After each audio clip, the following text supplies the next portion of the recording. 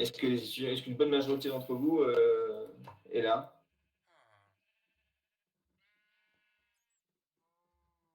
Oui, non, non, oui.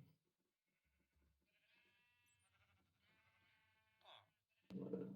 Il y en a encore qui sont en train d'arriver. Ok, bon, j'attends encore 2-3 minutes alors. Merci, Louise.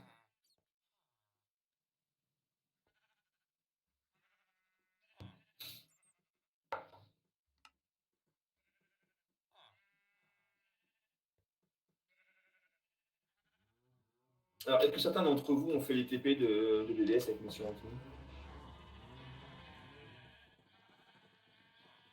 On les a la semaine prochaine. D'accord, très bien. Bon, bah, de toute façon, comme On ça. n'a pas eu de TP encore cette semaine. Pardon? On n'a pas eu de TP encore cette semaine, ça commence la semaine prochaine. Ah oui, c'est vrai, c'est vrai. Oui. C'est bête. Louise, vous pouvez me le dire quand il y aura une bonne majorité d'entre vous qui sera sur le. Bah là, on est 24. 25 avec vous. Merci. 25 cette fois. Ok, bon, bah, je vais commencer alors. Donc, si vous avez des questions à poser, alors je suis désolé pour ceux qui n'ont pas de micro, mais je ne vais pas basculer entre ma présentation et puis le salon des bébés, sinon je vais perdre mon diaporama. Et comme je ne suis pas forcément très doué, à chaque fois je galère pour remettre le fond d'écran, enfin, le partage d'écran diaporama. Donc, et là, il faut absolument que je le mette en diaporama pour que ce soit le plus pédagogique. Enfin, j'espère que ça va être pédagogique. La dernière fois, donc, on est arrivé à traiter le problème, là, le tuyau coudé. D'accord. On avait déterminé donc les contraintes au point A.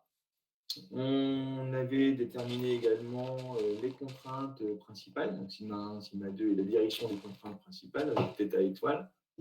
Et on avait également déterminé les contraintes maximales de cisaillement, Tmax, Tmin, ainsi que la direction des contraintes de cisaillement. Et on avait tracé les petits éléments en fin de TD. Si je ne me trompe pas, il me semble qu'on était arrivé là. Donc normalement, on a toutes les valeurs. Alors, c'est vrai que dans le TD, dans le TD que je vous avais donné, hein, je n'ai pas indiqué qu'on allait traiter de problème avec le cercle de mort. Bon, je pensais que c'était peut-être un des derniers TD qu'on allait faire ensemble. Sauf qu'il y en a un aujourd'hui, et je crois qu'il y en a un encore en fin de semaine, soit jeudi ou vendredi, je ne sais plus exactement. Donc, on va reprendre le même exercice que la semaine dernière, hein, qu'on a fait en distanciel, et on va le traiter avec le cercle de mort. D'accord? Comme ça va aussi pour les TP. Ça vous permettra d'avoir une approche plutôt graphique qu'une approche analytique. Alors, je ne sais pas comment on va vous le présenter vraiment, monsieur Antou, mais moi, comme ça, vous aurez vu les deux méthodes. D'accord? Alors, s'il y a des questions, et encore une fois, désolé pour ceux qui n'ont pas de micro, par contre, ceux qui ont des micros, hein, vous pouvez chatter ensemble et puis voilà, poser des questions à la place de vos camarades. N'hésitez surtout pas à m'interrompre. D'accord? Alors, on va traiter maintenant, on l'a déjà fait, je crois, en cours, hein, en présentiel, on va refaire exactement le même TD, d'accord, avec le cercle de mort. Alors, le cercle de mort, hein, il se présente comme ça. Alors, je sais que M. Antou, il oriente plutôt les contraintes de cisaillement vers le haut, d'accord. Et donc, moi, par contre, je préfère vers le bas, et peu importe. De toute façon, les deux méthodes, ça revient exactement au même. Moi, je suis plus à l'aise comme ça. Pourquoi, je ne sais pas. Quand j'étais étudiant, on me l'avait présenté comme ça. Ça paraissait plus simple. Donc, voilà. Donc, vous avez l'axe. Donc, pareil, hein, je ne le mettrai pas. Alors, peut-être que je le mettrai sur le Moodle, mais pas sûr. Donc, prenez des notes et faites-le avec. D'accord. Alors, le cercle de mort, il se présente comme ça. Donc, l'axe des abscisses, c'est l'axe des contraintes. Des contraintes normales. Alors, mettez en plus. J'ai fait une erreur, ne mettez pas sigma x, mettez simplement sigma, d'accord? Parce que ça dépend si c'est du θ ou du x. Et sur l'axe des ordonnées orientées vers le bas, mettez simplement tau. Ne mettez pas non plus θx. D'accord? Mettez simplement sigma et tau et ça suffira largement pour traiter le problème. Alors, pour tracer le cercle de mort, hein, il nous faut, monsieur Antou l'a abordé en cours et moi je vous l'ai déjà dit en télé, il nous faut 2 points. D'accord? Donc, premièrement, c'est le point A et le point B. Alors, faites très attention ici, hein, j'ai mis A sigma θ, d'accord, et B sigma x à la place de sigma x et sigma y.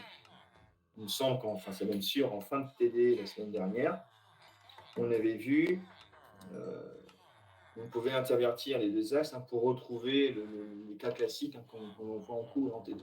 Bon, le sigma θ remplace le sigma x, et le sigma x remplace le sigma y. Est-ce que vous êtes toujours là? Par contre, je vous poserai la question de savoir si ça pas, si BBB ne s'est pas déconnecté. Est-ce que vous êtes toujours là ou pas? Pour l'instant, c'est bon. Ok, merci. bon. Ok. Donc voilà, je reprends. Donc à la place d'avoir sigma x et tau i et θ x et sigma x et sigma y et moins tout, je répète, on remplace sigma x par sigma θ et sigma y par sigma θ. D'accord? C'est par rapport aux formules qu'on a étudiées la semaine dernière. Je vous avais dit qu'on avait échangé les deux. Alors, bon, ces valeurs-là, donc ça c'est les coordonnées des deux points, on les a déterminées la semaine dernière. Okay. On avait montré que sigma θ c'était égal à 0, d'accord, et que sigma x était égal à 51 ampères. Donc ça, pas de souci. Et même chose pour le taux x θ et le moins taux x θ. On avait calculé le taux θ x 10. Donc on a les deux points des coordonnées 0, 10 et 51 moins 10. D'accord? Donc, si vous avez des questions, n'hésitez pas, hein, je répète. Hein. D'accord? Donc, on a ça. Bon, ces deux points-là, mais forcément, on va les représenter. Donc, moi, j'ai essayé de le faire une échelle. Hein, j'ai pris une règle, on va dire, en numérique. Hein, et j'ai placé mes deux points. Donc, si on place le point A, forcément, on va le trouver par ici. D'accord? 0, 10. Hein. Et si je veux placer le point B, voilà, deux coordonnées 51 moins 10, hein, on a ces points-là. Donc, on a les deux points A et B. Donc, ça, pas de difficulté particulière hein, pour placer les deux points sur. Donc, forcément, si vous orientez l'axe des ordonnées vers le haut, hein, la position des points A et B hein, va forcément être modifiée également.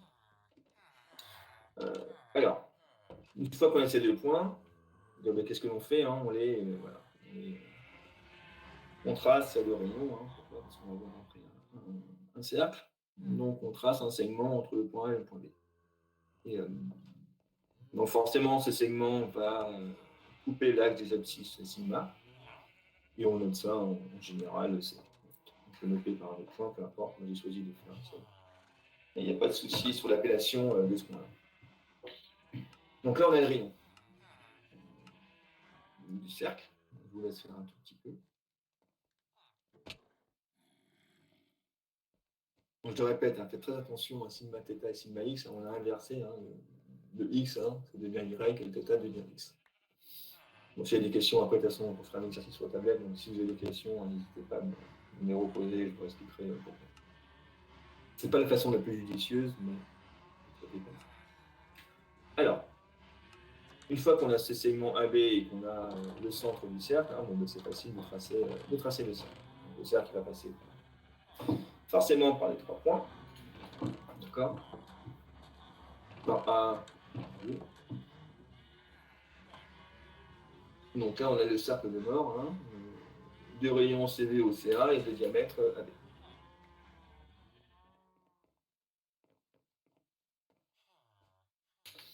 Est-ce qu'il y a des questions par rapport à ça ou est-ce que c'est...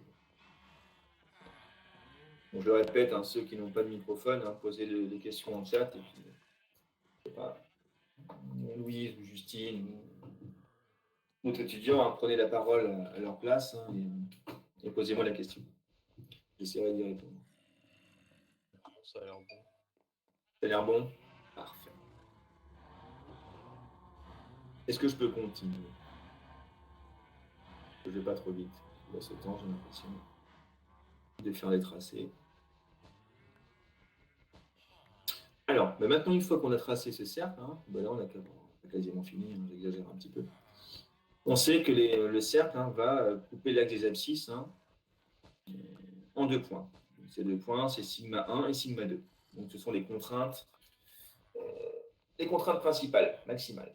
Donc, là, on sait hein, que l'on a, c'est calculé que le cercle hein, coupe l'axe des abscisses hein, et la valeur de l'intersection entre le cercle et l'axe des abscisses, hein, c'est sigma 1 et sigma 2, donc les contraintes principales. Donc on voit que, bon, la semaine dernière, on avait trouvé, d'un point de vue analytique, sigma 1 égale à 53 MPa. Donc, ce qu'on voit sur la figure, hein, c'est cohérent. Et on voit bien que sigma 2 est dans la partie positive. Hein, et on avait trouvé moins 2. Je crois qu'on avait arrondi, on n'avait pas exactement 53,5 moins 2. Bon, là, j'ai mis égal, hein, vous pouvez mettre à peu près égal. Donc, vous voyez, en fin de compte, c'est vrai que le cercle de mort, hein, c'est un peu plus rapide que les calculs analytiques, hein, même si les calculs analytiques en soi ne sont pas compliqués. D'accord, hein, c'est un peu plus rapide avec le cercle de mort. Donc, on a d'abord les contraintes normales principales, donc sigma 1 et sigma 2. D'accord. Et à partir de ce cercle de mort aussi, on peut déterminer les contraintes maximales ou extrémales en cisaillement. Donc, le Tomax et le Tomine. Bon, on sait que le Tomax ou le Tomine, c'est l'opposé du Tomax. Et on trouve à peu près, on avait trouvé la semaine dernière, d'un point de vue analytique, 27,5 MPa. Donc là aussi, hein, si vous prenez à l'échelle, alors par contre, hein, forcément, quand vous tracez le cercle de mort, mettez-vous toujours une échelle. C'est vrai que je n'ai pas indiqué, mais moi je crois que j'ai dû prendre 1 centime. Ouais. C'est que plus de 5 cm, ça. Oui. Non, je ne sais plus exactement ce que j'ai pris, mais c'est à peu près cohérent. Et un conseil, hein, prenez la même échelle hein, sur l'axe des contraintes normales et sur l'axe des contraintes tangentielles. D'accord. Ne vous amusez pas à mettre 1 cm pour un MPa sur l'axe des X et mettre 5 cm pour un MPa hein, suivant l'axe des Y hein, pour le cisaillement, sinon après à convertir, ça va être très compliqué. Donc gardez toujours la même échelle hein, sur l'axe des sigma et sur l'axe des taux. Est-ce qu'il y a des questions ou pas? Donc tout ça, hein, bon, je vous répète, hein, si vous le faites sur feuille, hein, il vous faut forcément un rapporteur, une petite règle et un compas. Est-ce qu'il y a des questions ou est-ce que c'est bon? Ça a l'air d'être bon. Ok, parfait, merci. Alors, à partir de là, on a déterminé les valeurs des contraintes principales, d'accord, donc sigma 1 et sigma 2, qui sont aussi les contraintes maximines. Pour les contraintes normales, il y a les contraintes de cisaillement maximines. Et on peut déterminer à partir du cercle de mort également les directions de ces contraintes-là. Alors, ce qu'il faut se noter, c'est que toujours l'axe est orienté suivant le diamètre du cercle. Donc, si on prolonge le segment AB, on est toujours à la position θ étoile égale à 0. Ça, il faut bien l'avoir à l'esprit. D'accord. Donc, on a θ étoile égale à 0. Donc, imaginons si le point A était plutôt sur la partie supérieure et le point B sur la partie inférieure, on aurait le θ étoile égale à 0 plutôt vers le bas, en dessous du sigma, des axes du sigma. Bon, là, c'est pas le cas, mais peu importe. Alors, à partir de là, on peut déterminer la direction des contraintes normales. On sait que toujours entre l'axe θ étoile égale 0 et l'axe des sigma, on a la direction principale des contraintes. Alors, on n'a pas la direction principale, mais on a 2 fois la direction des contraintes principales. Donc ici, on a 2 θ étoiles. Donc pareil, si vous tracez, si vous mesurez l'angle avec un rapporteur, hein, ben, vous allez trouver à peu près 22 degrés. Pourquoi? Parce que le cercle de mort, on trace toujours le cercle de mort avec toujours 2 fois la valeur de l'angle que l'on considère. Donc ici, on a 2 θ étoiles égale à moins 22. Donc ça veut dire que θ étoile est égal à moins 11 degrés. Bon, c'est ce qu'on avait trouvé la semaine dernière. D'accord? Alors ici, on passe si on s'amuse à faire tangente, je l'avais dit, je crois, la semaine dernière, hein, je ne sais plus si j'avais fait le calcul ou pas, mais si on fait tangente pi plus alpha, hein, on sait que c'est égal à tangente alpha, et au lieu de retrouver avec un angle θ égal à 11, hein, on se retrouve avec un angle égal à 79 degrés. Donc peu importe, j'ai gardé les 11 degrés comme ça. Par rapport à la semaine dernière, hein, je suis pas. D'accord, donc c'est toujours avec l'axe des sigma x, mais plutôt côté positif. Toujours. Prenez toujours l'angle entre le θ étoile égal à 0 et l'axe des contraintes normales positif. D'accord. Et à partir de là, on peut aussi déterminer la direction des contraintes tangentielles max. Donc c'est toujours entre θ étoile égale à 0 et toujours l'axe qui passe par taux max et taux min, d'accord, par les points verts. Et donc là, on a 2 fois θ 2 étoiles et on trouvé à peu près 68 degrés. Et la semaine dernière, il me semble qu'on avait trouvé θ étoile, 2 étoiles égales à 34 degrés. Donc voilà comment on traite un problème d'élasticité. Donc par contre, au début, il faut toujours faire les calculs suivant les sollicitations qui sont imposées à la structure. Et déterminer toujours sigma i, sigma y, sigma θ, sigma y, sigma x, et les contraintes tangentielles, taux x, y, taux θx, et ainsi de suite. Donc là, maintenant, on a trouvé les contraintes, la direction des contraintes principales, θ étoile, et la direction des contraintes décisionnement max, θ de l'étoile. Et ce qui nous manque pour finir, c'est toujours le sigma c. Donc le sigma c, ça correspond à la position du point C, qui est le milieu du centre du cercle. Donc on sait que sigma c, c'est soit sigma x plus sigma y sur 2, ou sigma θ plus sigma x sur 2 pour notre cas, ou alors sigma 1 plus sigma 2 sur 2. D'accord. Et lui, il correspond aux contraintes normales que l'on trouve dans le plan des contraintes tangentielles maximum. Donc voilà, donc ça c'est ce qu'on avait fait la semaine dernière. D'accord. Et là, c'est ce qu'on retrouve avec le cercle d'aimant. Comme ça, vous avez 2 méthodes pour traiter un problème d'élasticité. Est-ce que c'est bon?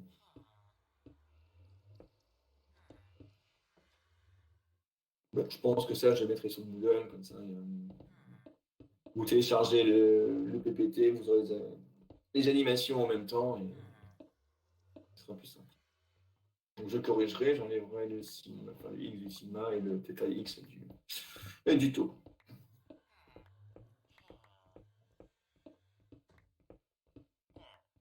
Est-ce que c'est bon tout ça? Il y a des questions. Alors là, je reviens sur le salon, maintenant vous pouvez me poser des questions. Très bien, parfait, si c'est très bien. Est-ce qu'il y a besoin d'explications supplémentaires? Je peux repasser un peu plus de temps. Quelquefois, j'ai l'impression d'aller un peu vite. Est-ce que c'est clair? Non, mais sauf que par rapport au sigma D, sigma C, vous l'avez vu testé.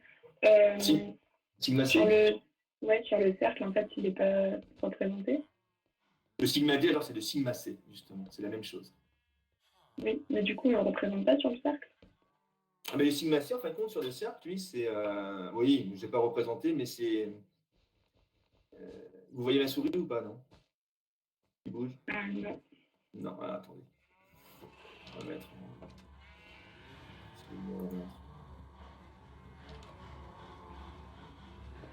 Ça défile ou pas, là? Oui. Alors, le sigma C, en fin de compte, c'est vrai que je ne l'ai pas mis sur le cercle. Le sigma C, là, que l'on trouve les 25,5, c'est le sigma qui correspond à ce point-là. Et c'est le sigma D, en fait.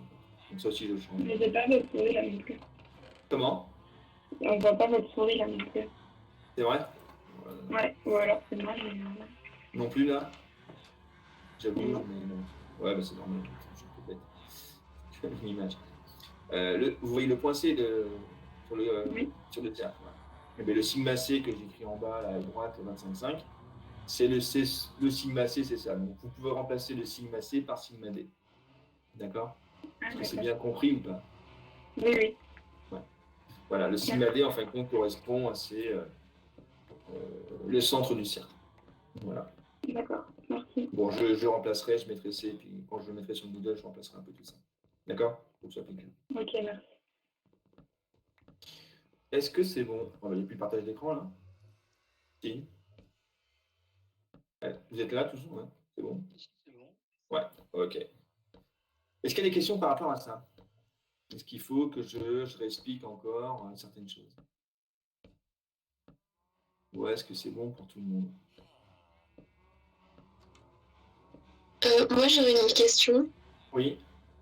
Pour calculer L'écoulement max, la contrainte de cisaillement max, pardon.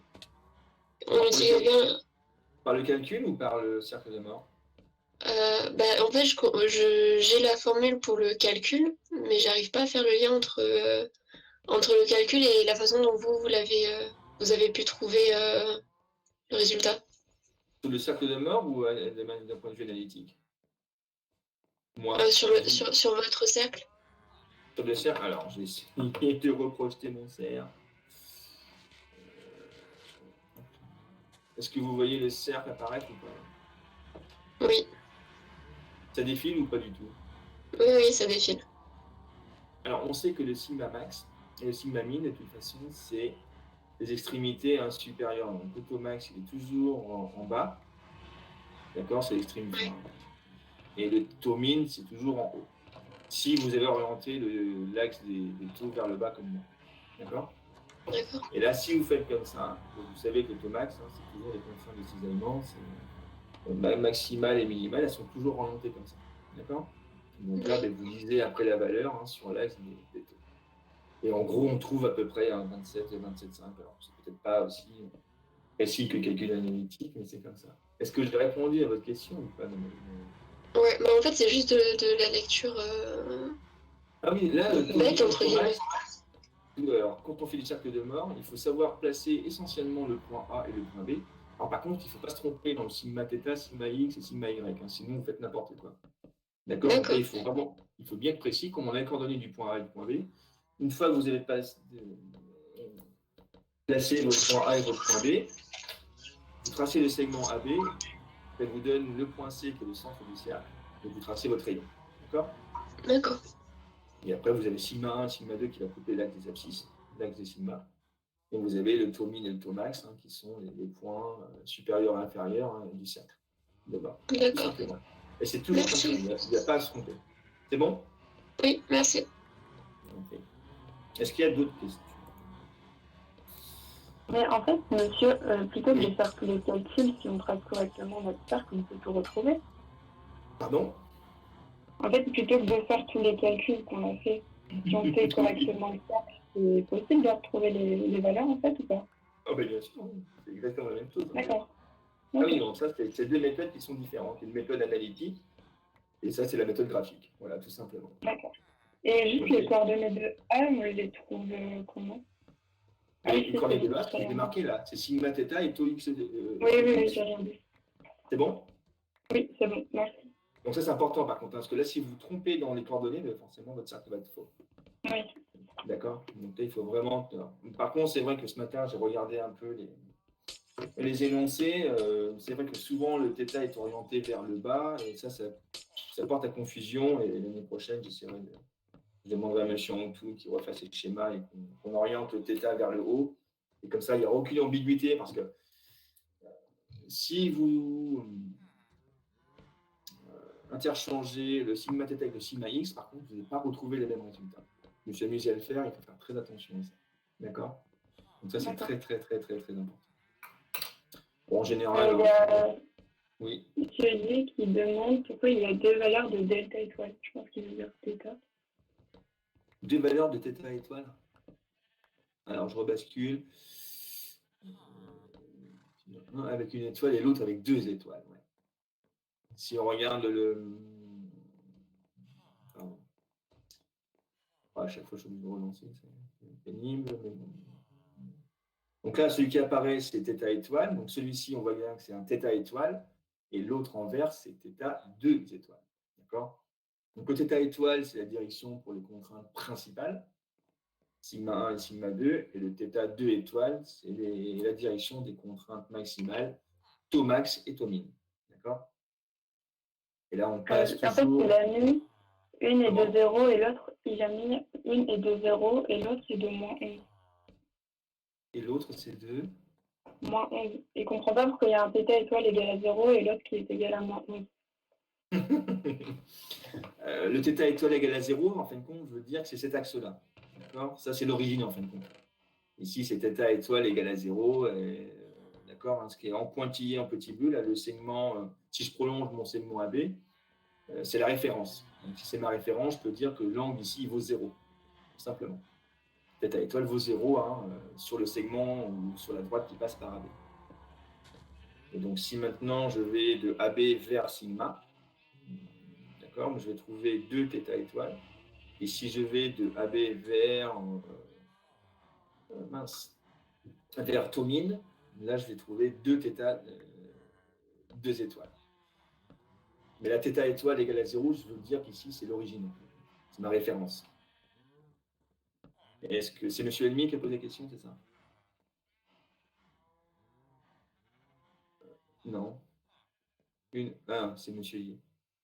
C'est bon? M. Yé, c'est compris? Pourquoi les valeurs de θ étoile? Ouais, ok, parfait. Est-ce que je peux passer à autre chose ou est-ce qu'il y a encore des questions par rapport à ça? Ça a l'air d'être bon, je pense. Est-ce que vous voulez que je vous mette justement le PPT sur le Moodle ou pas spécialement?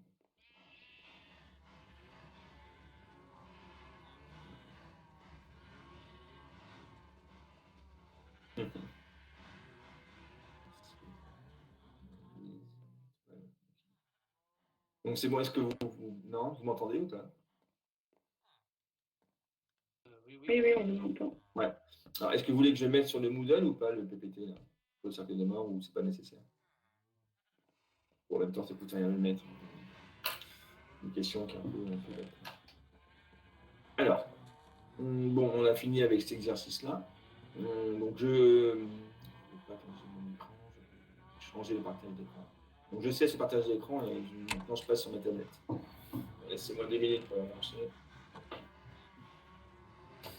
Alors,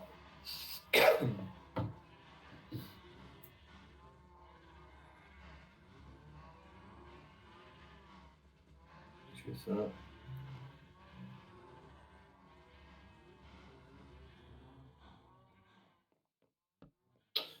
J'espère que je n'ai pas fait une bêtise. Partagez votre écran. Voilà, je fais ça. Alors, attendez une seconde. Voilà. Alors, je vais prendre le bon fichier, c'est qui m'intéresse. Ouais.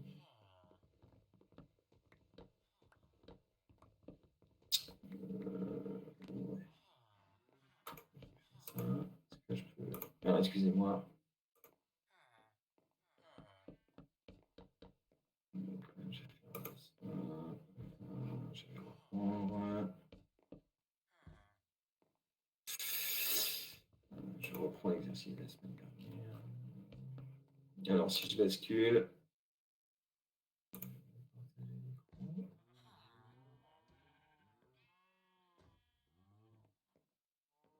Est-ce que vous voyez un tableau blanc avec ce qu'on avait fait la semaine dernière? Oui, C'est bon? pour ma part, oui. Je sais pas les autres, mais. Oui, oui, c'est bon. Ah non, j'entends. C'est bon? Ok. Alors, par contre, j'ai un problème, je sais pas. C'est un projet de quoi sur ma tablette?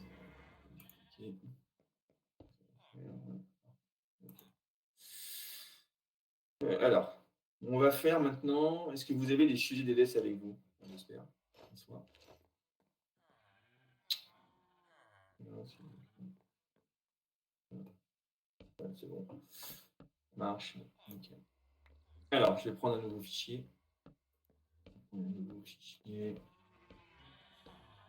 Et on va faire l'exercice numéro 3. Alors, c'est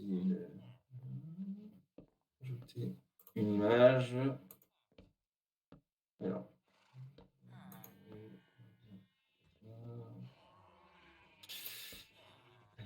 DDS, voilà. Une figure. J'espère que...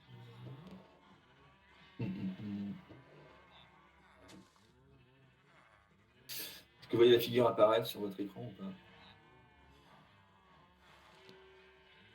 Oui, c'est bon. C'est bon? Merci. Alors, j'espère que vous avez avec vous le sujet de l'exercice numéro 3. Je ne pensais pas qu'on allait peut-être le faire, on aurait eu le temps.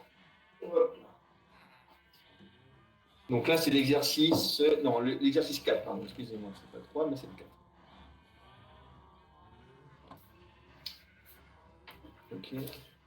Alors, je vais me le mettre ici.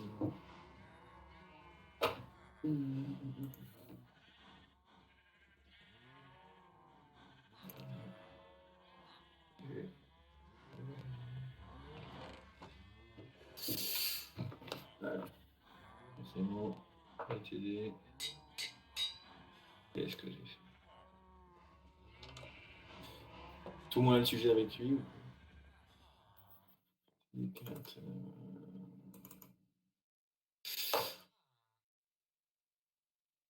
Tout le monde a le sujet. Enfin, pour les plus attentifs avec vous. Oui, mais on voit que je dois vous le projeter pour. Moi, c'est bon. Après, je sais Ouais. pas les autres. Non, c'est bon. C'est bon aussi, alors je regarde un peu les réponses de chacun. C'est bon. Ok. Donc, tout le monde a le sujet avec lui. Ça m'évitera de basculer. Alors, l'exercice. Alors, le 4, pardon. Alors, l'exercice 4, hein, on voit qu'on a un état de contrainte, plan d'un cylindre avec une pression. Donc là où ça va justement être un peu plus compliqué, c'est de prendre en compte la pression. Pour le reste, hein, ça ne va pas être trop compliqué, mais là, alors, je m'explique. Donc vous avez un cylindre ici, hein. Donc là, forcément, ça va être un tube, il va être creux, il est appliqué à une force axiale. À chaque extrémité, vous voyez ma souris ou pas? Oui. Oui, c'est bon. Ouais. Oui, Donc on le ce voit. cylindre, il est d'axe de révolution X, d'accord? Donc suivant l'X, on lui applique une force axiale, donc ça va engendrer forcément des contraintes normales de traction-compression.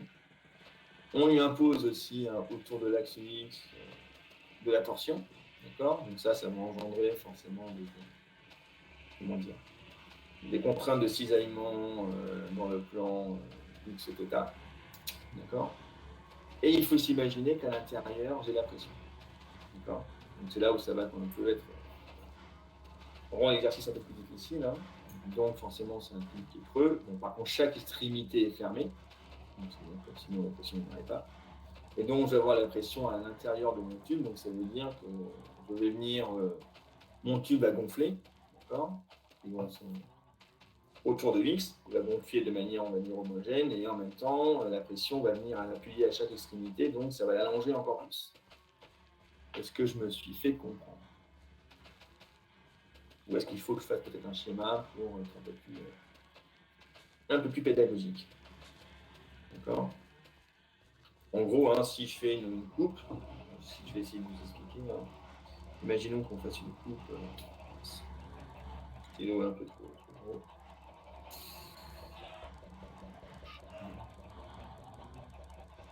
Si je fais une coupe comme ça, d'accord, que je regarde, hein, comme ça, une coupe AA. Donc si je me fais ma coupe AA, mais si je coupe, hein, je vais voir mon cylindre.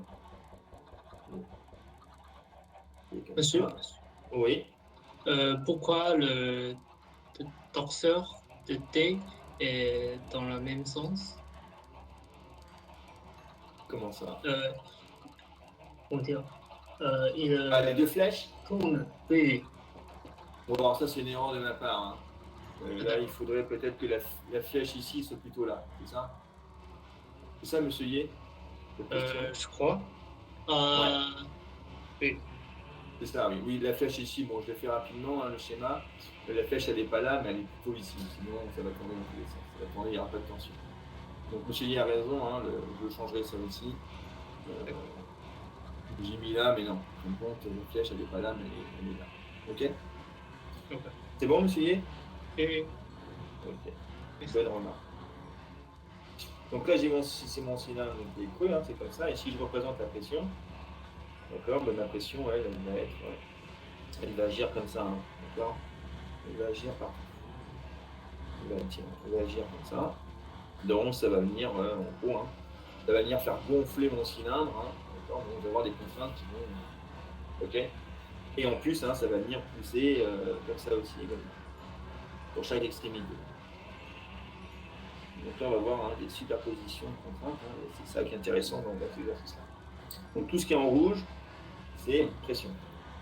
Est-ce que c'est bien compris ou non? Donc là, monsieur Lee a raison, la contrainte, ici, hein, c'est progresser comme ça. D'accord?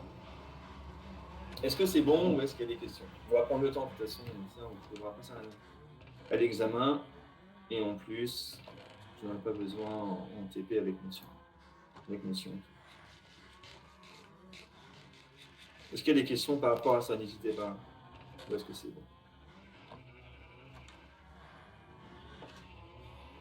C'est bon pour tout le monde?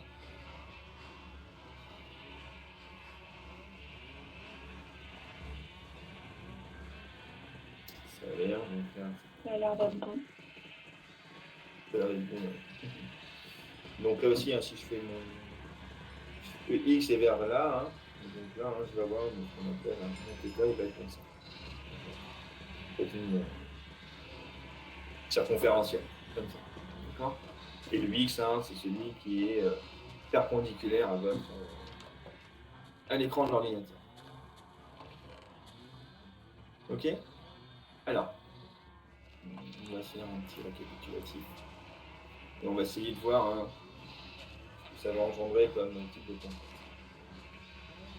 Alors, la force F. Avant de commencer un peu que ce soit, un coup c'est trop gros, un coup ça dépend. Voilà.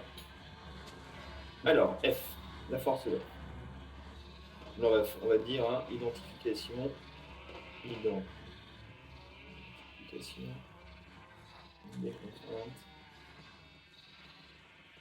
des contraintes,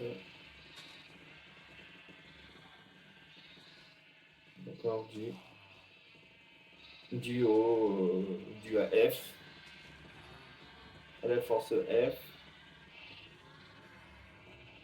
au moment de torsion et à la pression P. D'accord? Et à la pression P. Donc là, on va commencer par ça. Hein. Mais s'il y a des questions, hein, je vous répète, hein, n'hésitez pas à m'interrompre. D'accord? On va commencer par ça. Voilà. Non. Je m'agace. Est-ce que c'est bon? Alors, si je regarde hein, ce que va engendrer la force E. Donc là, on va faire d'abord F. F, qu'est-ce que ça va engendrer comme type de contrainte, à votre avis? Je vous laisse un peu répondre, souvent c'est moi qui fais le PD, mais ce serait bien aussi si on échange un petit peu. Alors, que va engendrer la force F comme type de contrainte? Est-ce que c'est des contraintes normales? Est-ce que ce sont des contraintes de cisaillement? Et si c'est des contraintes normales, dans quelle direction? Si c'est des contraintes de cisaillement, dans quel plan? Et ainsi de suite. Alors, F, ça va engendrer quoi comme type de contrainte?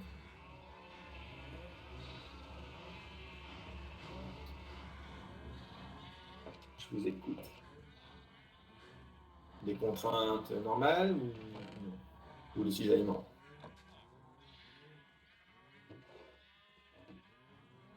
Vous êtes là ou est-ce que ça a bugué? Vous êtes toujours là? Oui, oui, on est là. Alors Louise, ça va donner quoi comme type de contrainte? Je sais pas. Si vous poussez, imaginez, vous prenez un cylindre ouais, ou un tube et vous poussez de chaque côté. C'est des contraintes normales ou cisaillement? Par rapport à une section. Est-ce que ça va venir, alors la force F, est-ce qu'elle va plutôt allonger ou est-ce qu'elle va venir tendre le cylindre? Elle va aller manger. Donc si c'est à l'allonge, c'est-à-dire que c'est une contrainte qui est normale. Normal. Voilà, c'est une contrainte normale. Donc F, hein, ça va engendrer, donc F, je vais effacer ça. C'est ça, hein, quand vous avez du mal à identifier, hein, vous regardez si votre système va s'allonger ou pas. Si ça s'allonge, bah, c'est que ça engendre une contrainte normale. Donc F hein, va engendrer une contrainte, une contrainte normale. Une contrainte normale, et suivant quel axe, ça va allonger suivant quel axe? Suivant l'axe θ ou X, ça va allonger suivant X ou θ? suivant X. X. Voilà, exactement. D'accord, donc va engendrer une contrainte normale et un suivant X. Est-ce que c'est bon pour tout le monde, ça? Maintenant, T, le moment de torsion. Donc, les moments de tension, le moment de torsion T va engendrer quoi, lui? Une contrainte normale ou une contrainte tangentielle?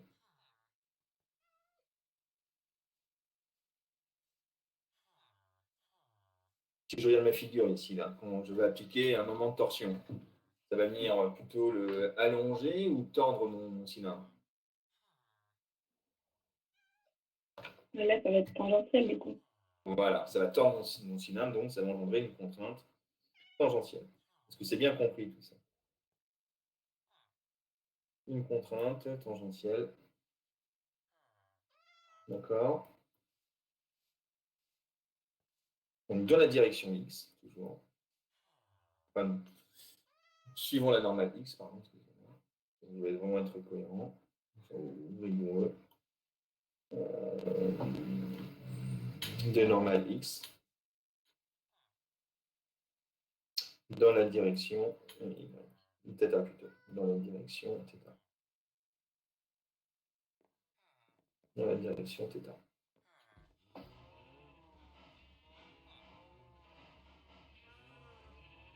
Ok. Bon, ça c'est bon. Maintenant, par rapport à la pression. Et là, c'est un peu plus difficile. Donc, on n'a pas l'habitude. La pression P. La pression P va engendrer quoi? Voilà. Va engendrer. Donc là, je mets deux petits points. Alors, si on regarde la figure. Si on regarde la figure.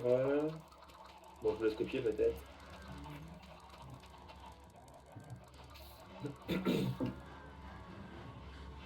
Jusqu'en rouge. Hein,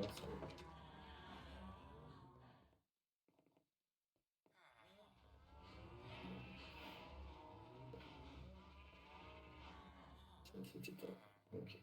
Alors, qu'est-ce que ça va? La pression. Si je regarde ce schéma-là, il y a ma souris qui bouge, je pense.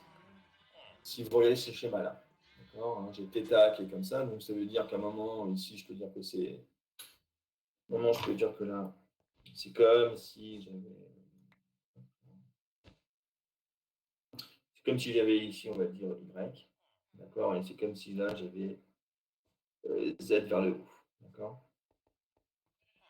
Bon, c'est stylé. Voilà. Changer les coups de frein. Donc là, c'est comme si j'avais Y, mais c'est bon, quoi. Voilà. Pardon. Donc c'est comme si ici j'avais Y, et là, c'est comme si j'avais Z. Donc à un moment, θ, quand il sera ici, ce sera Y, quand il sera, ce sera Z, entre les deux, on ne sait pas. Ce sera une valeur d'un nombre. À votre avis, si je regarde la pression P, cette pression-là, là, est-ce que ça va engendrer comme contrainte?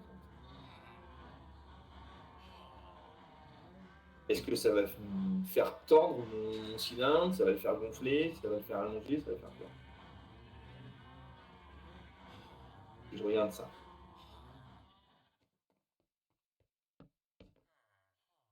Ça va le faire quoi? Allonger, tordre ou gonfler? Imaginez, vous prenez une bonbonne et vous mettez du gaz à l'intérieur. Qu'est-ce qui va se passer?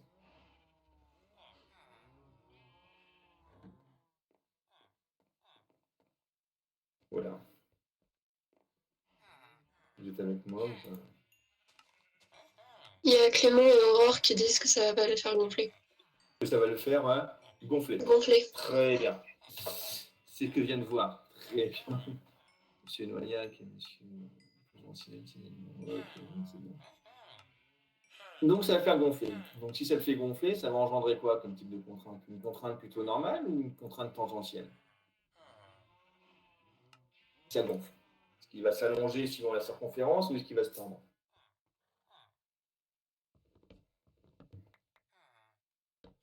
à votre avis? Aurore, comme elle est bien partie là.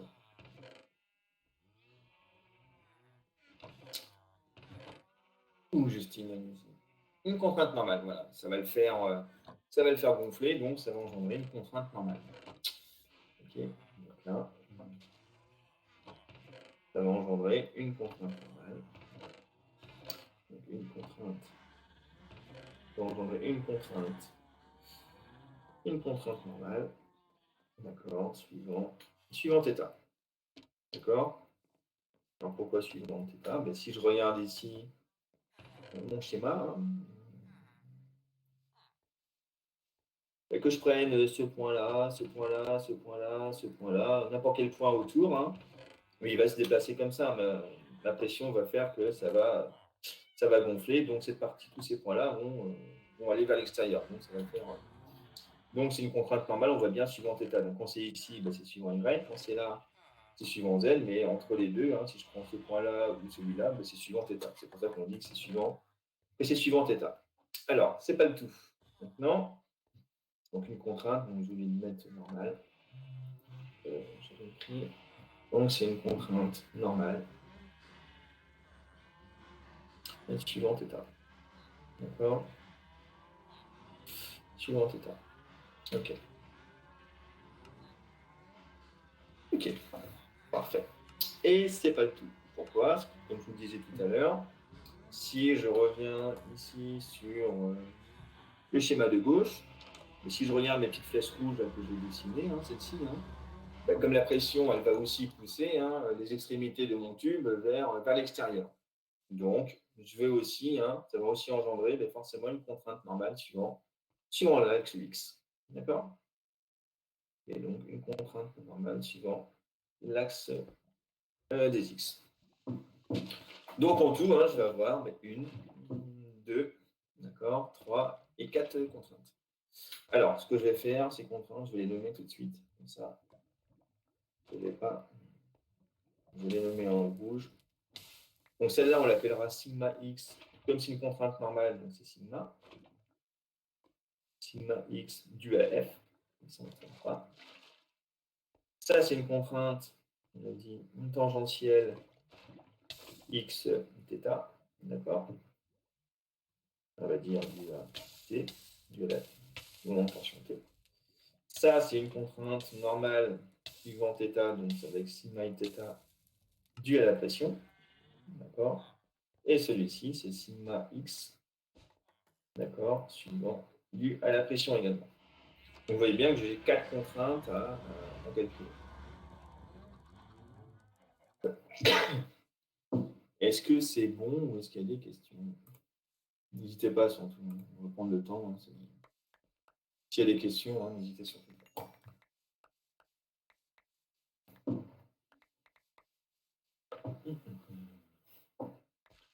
Bon, j'espère que c'est clair ce que j'écris quand même. Bon, moi j'aime relire, mais en même temps, pas compliqué. Est-ce qu'il y a des questions ou non? Est-ce que vous avez bien justement identifié hein, toutes ces contraintes-là? Est-ce que c'est pour vous voilà, ok. Est-ce que c'est logique ou non pour vous? Alors je ne sais pas si vous faites le TP de la bonbonne avec monsieur en tout, vous allez peut-être mieux sentir un peu tout ça. D'accord? Alors, bon, maintenant on va les calculer. Pas de questions? Bon, tout le monde est là. Est-ce que tout le monde écoute ça? C'est autre chose.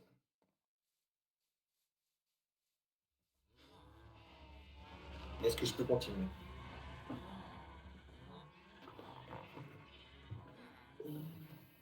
Ouais, ok. Alors.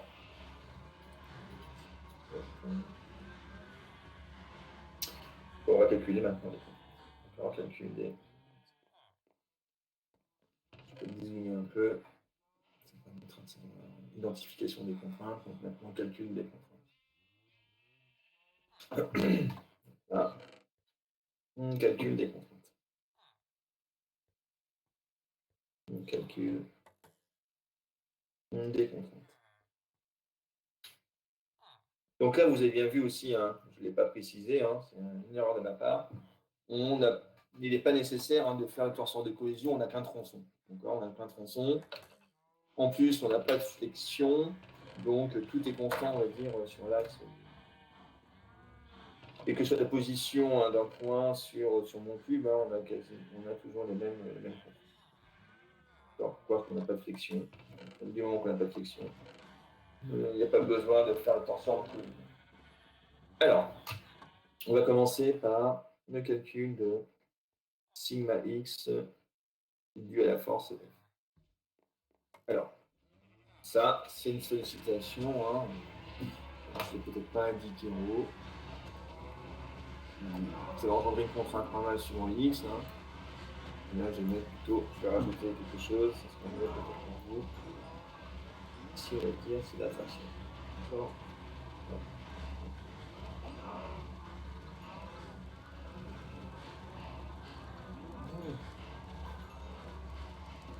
Ça, c'est la fraction. D'accord, comme ça, on n'a pas de.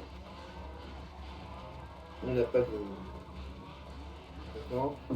Donc ça, c'est tension. Bon, et là, on va voir.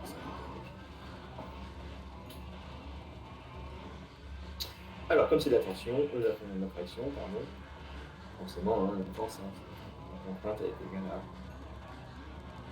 à F sur S. Ça, pas de difficulté hein, particulière, hein, c'est ça. D'accord. Alors, F, si on regarde le sujet, F, c'est égal à combien? Et je regarde le sujet, F, c'est égal à 152 kN. D'accord. Bon, c'est 152 10 puissance 3 Newton. Maintenant, la section. Est-ce que vous voulez que j'aille un peu moins vite peut-être ou est-ce que c'est bon?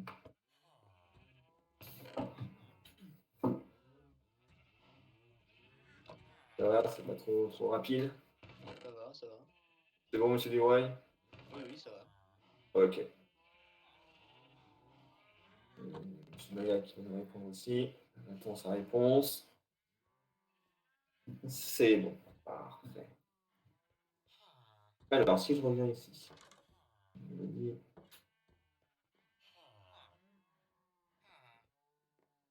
Moins 152. Alors, la section. Là, c'est un tube, d'accord? Et donc, on a un tube, on a dit. Alors, on a un tube, je me l'écris. Je ne sais pas avec moi. Ah, si, je me suis bête. Donc là, hein, on a un tube. C'est un tube de rayon. De rayon R égal à 400 mm. Et d'épaisseur T. Et d'épaisseur T. Égale à 20 mm. Donc, la surface, hein, ça va de soi. La surface, hein, on sait que c'est pi d carré sur 4. Donc ça, le 4, il va passer là. Pas de souci.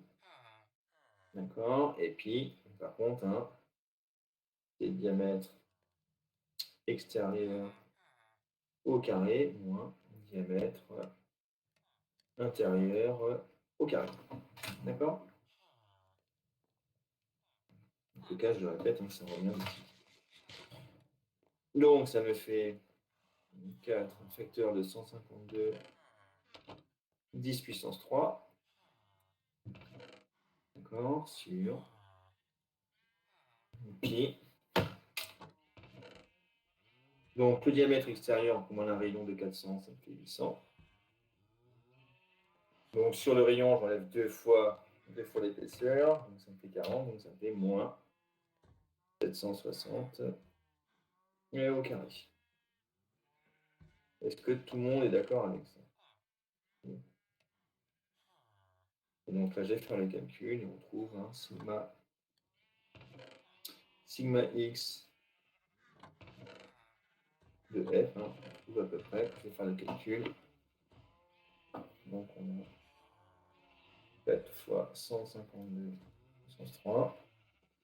La division, on a dit par pi fois 800 au carré moins 760 au carré.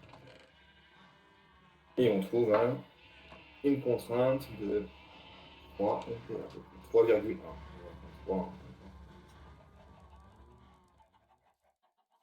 Ok. Est-ce que tout le monde est d'accord avec ça? Donc ça, c'est la première question. D'accord.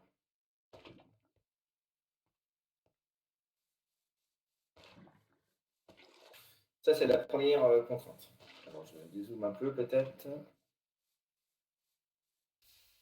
Comme ça, on voit un peu mieux les choses. Est-ce que vous voyez bien, là, comme ça? Est-ce que c'est bon, ça? Ah oui, oui, c'est bon. C'est bon? Ok.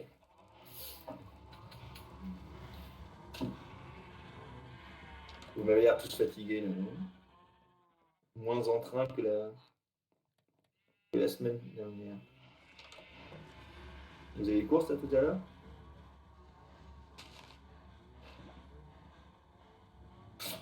On a eu cours toute la journée.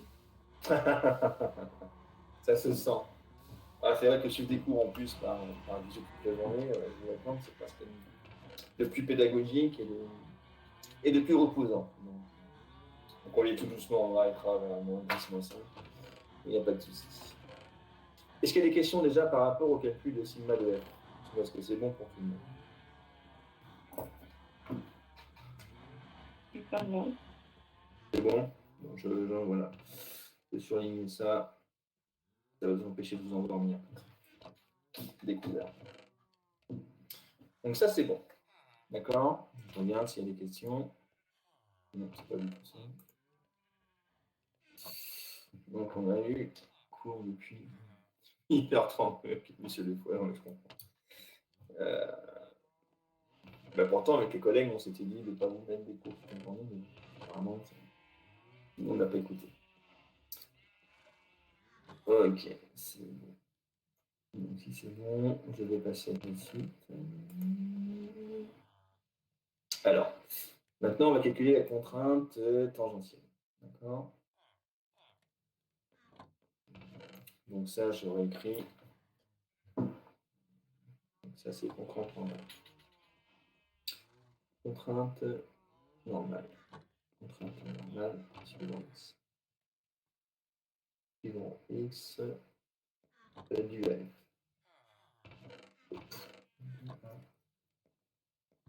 Du f. Alors, maintenant, on va calculer la contrainte tangentielle.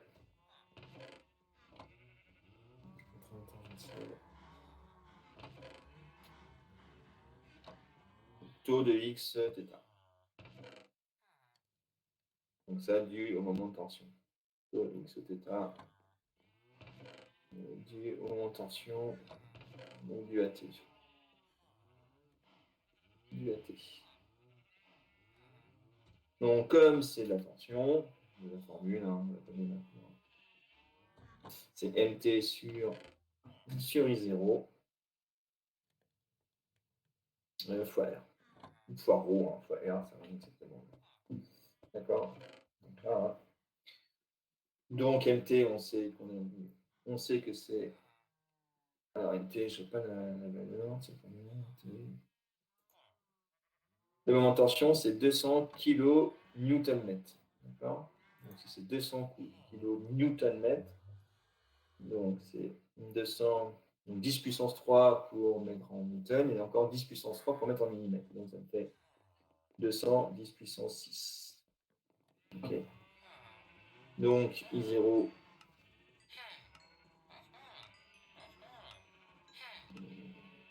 I0, on sait que c'est 32. 32. Attendez, je réécris, ça sera plus clair. On fait 32. C'est 32. Voilà, 200. On dit 10 puissance 6. Et 32, comme on sait que c'est pi. Donc là aussi, attention, hein, c'est diamètre extérieur puissance 3 moins diamètre intérieur 10 puissance 3. D'accord? Et fois le rayon. Donc, pas de souci. Ok. Alors, je me garde mon petit. Alors, ça s'égale à quoi? Donc, ça me fait, on a dit, 32 fois 200, 10 puissance 6. Donc, R, on sait que c'est 400 mm. Et donc là, comme tout à l'heure, donc ça va être 800 puissance 3 moins 760 puissance 3. D'accord? Et fois le pi, je vais oublier. Donc ça. Et donc là, si on fait les calculs, hein, on va trouver le taux x θ dû au moment de tension T. Donc si je fais les calculs, ça va faire quoi ça? 32 fois 200 10 puissance 10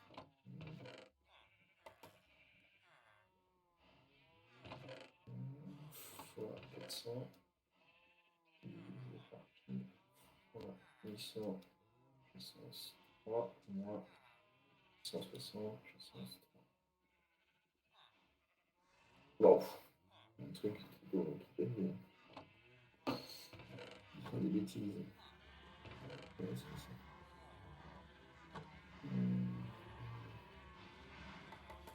Faites les calculs également, là, parce que j'obtiens des choses bizarres. 200, 400 divisé par pi fois 800 moins 460. Ouais, il y a des trucs qui vont pas là. Je tiens 11 140, c'est pas possible. Je regarde le sujet, excusez-moi. Il doit y avoir un problème. Non, c'est 200 kN. Newton-mètre, donc ça fait 200 000. On va mettre en millimètres encore, donc c'est 210 puissance 6. Et ça, c'est bon.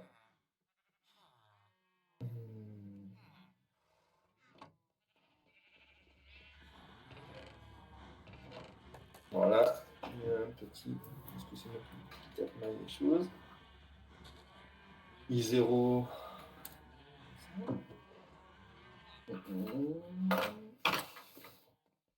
Mon sujet. Je vais me faire le calcul.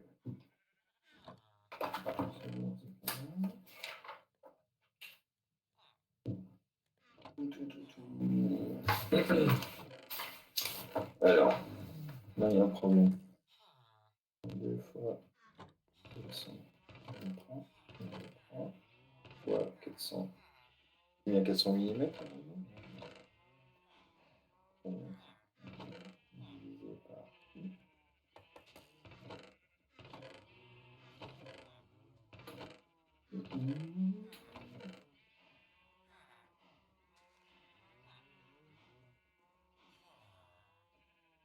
Ah non, une erreur. Je vais la voir. C'est pas 10 puissance 3, c'est 4. Je sais pas pourquoi j'ai mis 3 ici. C'est 4. Là, mon erreur. 10 puissance 4. Non, c'est pas homogène. Excusez-moi. Donc là, ça ira beaucoup mieux, je pense. Voilà. 800 puissance 4. Moins 760 puissance 4. Et voilà, ça c'est mieux. On obtient, on va dire, mon 10,72. Je vais arrondir à à 11 ampères. Voilà, ça c'est mieux. Le 11 000 et là, 11 000 c'est un peu grand. D'accord? Donc toutes mes excuses, ça fait un peu de temps. Donc là, je vais le mettre à côté. Ici, je vais le mettre là. Donc I0. Et puis, non. Puis, c'est ça. Et puis, on D extérieur, puissance 4, moins D intérieur, puissance 4, le tout sur 32. D'accord? Je vais surligner. D'accord, donc ça, quand on a un tube, hein, d'accord, ou un cylindre creux, voilà, c'est la formule qu'il faut prendre. OK? Et là, on obtient 11,5, 11,11 ampères. Donc ça, c'est contrainte de cisaillement. Contrainte. Contrainte de cisaillement.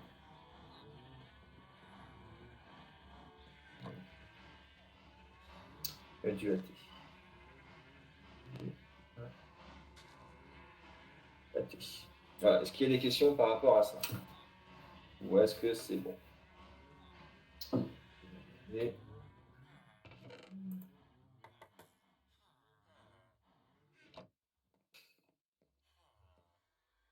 Voilà, non, il y avait une erreur. Donc c'est bien 10,72, vous avez raison. Et ça ne faisait pas 11 000. Donc là, il y a 11 158, hein, c'est ce que j'ai obtenu également au début, et c'est pas bon. D'accord, ça fait des contraintes beaucoup trop élevées pour une contrainte de cisaillement en plus.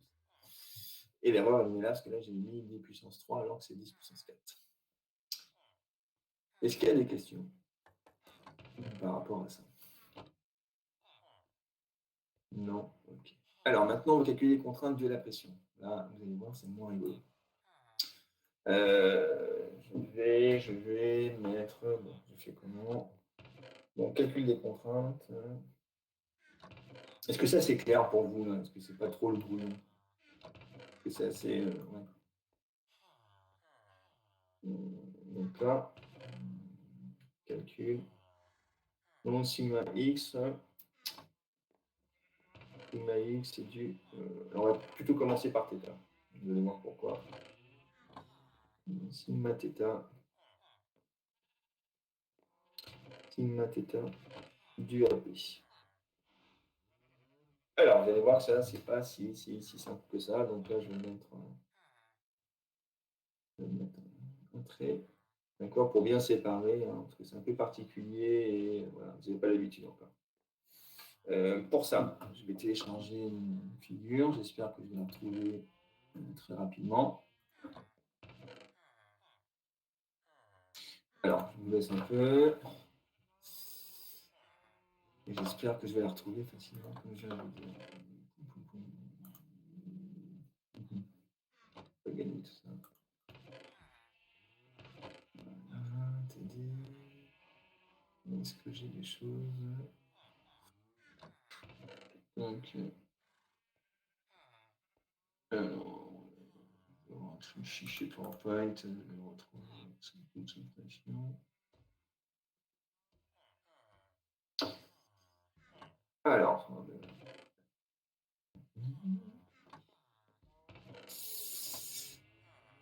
bon. Enregistrer en pointillage, je vais mettre ça.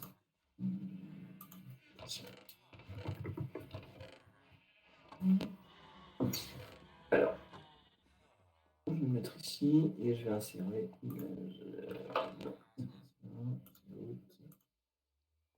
Image de bibliothèque.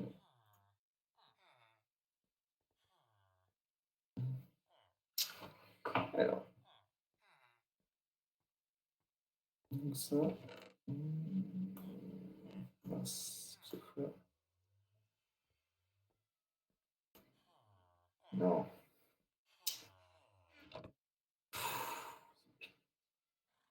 Excusez-moi. Je suis vraiment pas doué. Pas bon.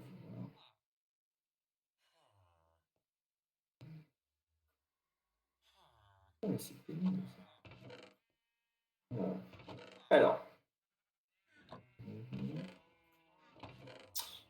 On va laisser tomber le reste. Hein. On va se regarder ce qui se passe au niveau de la pression. Est-ce que vous voyez bien là?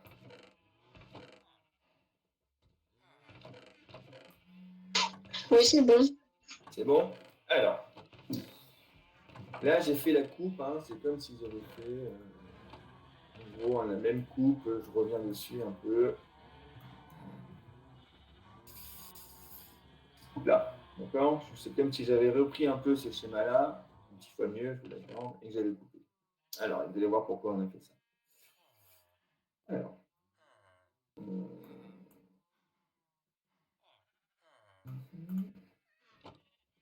Alors, imaginons que votre tube là, hein, sous pression, vous le coupez en deux. D'accord, hein. Si vous le coupez pas en deux, c'est en équilibre. Pourquoi? Parce que la pression, elle agit comme ça, comme ça, comme ça. Et l'autre côté, elle agit pareil. Donc votre tube serait en équilibre. Maintenant, imaginez que si votre tube, vous le coupez là. D'accord, hein, suivant ma souris là. D'accord. Dans ces cas-là, hein, bon, imaginez qu'ici c'est fermé. Qu'est-ce qu'il va faire? Mon réservoir, mon tube va avoir tendance à partir vers le haut. Ok. Et qu'est-ce que je vais faire? Moi, je vais mettre des forces ici pour contrer qu'il aille vers le haut. D'accord? Donc ces deux forces-là vont éviter que mon tube puisse partir vers le haut. Est-ce que c'est bien compris? Oui. Ok. Est-ce que c'est bien compris? Je l'espère. Alors, maintenant, ça va vous faire rire. Hein. On va faire un calcul. Alors, bon, la pression, vous êtes d'accord qu'elle agit partout. Elle agit vraiment, vraiment, vraiment partout. Hein, tout. Donc là, hein, ma pression, si je dessinais ici,